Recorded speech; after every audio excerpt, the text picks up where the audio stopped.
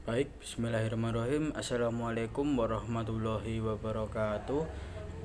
Perkenalkan, nama saya Salma Huda Adiwinata. Saya dari Hukum Ekonomi Syariah kelas 4A. Di sini saya akan memberikan video yang tentang general review ya. Tentang apa sih cita-cita saya, apa sih yang ingin saya capai di masa depan setelah lulus dari Hukum Ekonomi Syariah di UIN Raden Mas Said ini. Baik, saya setelah lulus dari UIN Raden Mas Said ini, cita-cita saya menjadi hakim.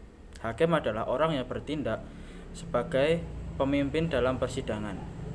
Seorang hakim bisa menjalankan tugas peradilan di lingkungan peradilan umum, peradilan tata usaha negara, atau peradilan agama. Ada juga yaitu hakim di peradilan militer yang melaksanakan kehakiman di lingkungan militer. Secara garis besar, hakim tersebut adalah seseorang yang mempunyai kewenangan untuk memeriksa, mengadili, dan memutus perkara. Bedanya, hakim di peradilan umum itu adalah menangani perkara pidana dan perdata. Kalau hakim di peradilan tata usaha negara menangani sengketa tata usaha negara. Hakim di peradilan agama menangani orang-orang yang beragama Islam, sedangkan hakim di peradilan militer menangani perkara tindak pidana militer. Dalam melaksanakan tugas peradilan, seorang hakim tidak boleh membeda-bedakan orang dan harus menjunjung asas praduga tak bersalah.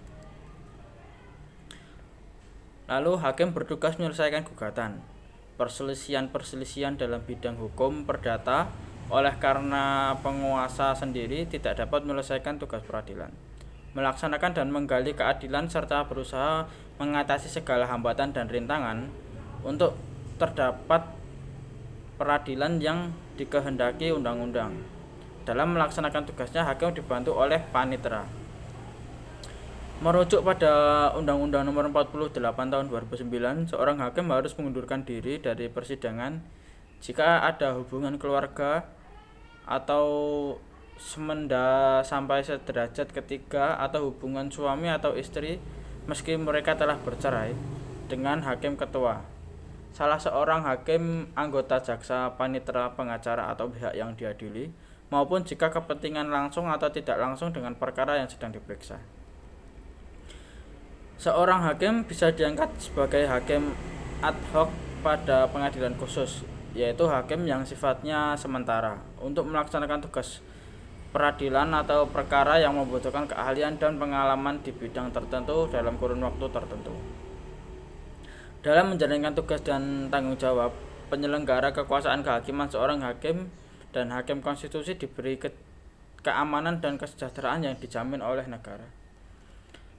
Peran dan tanggung jawab seorang hakim yaitu menetapkan hasil sidang, membuat catatan pinggir pada berita acara, putusan pengadilan negeri mengenai hukum yang dianggap penting, melaksanakan pemeriksaan tambahan untuk mendengarkan diri pada pihak dan saksi, mengemukakan pendapat dan musyawarah, menandatangani putusan yang sudah diucapkan dalam persidangan, melaksanakan pembinaan dan pengawasan terhadap penyelenggaraan peradilan di pengadilan negeri yang ditugaskan kepadanya.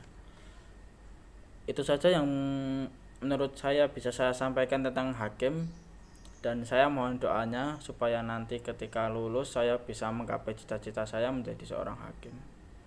Cukup sekian dari saya. Biwal taufiq wal hidayah. Wassalamualaikum warahmatullahi wabarakatuh.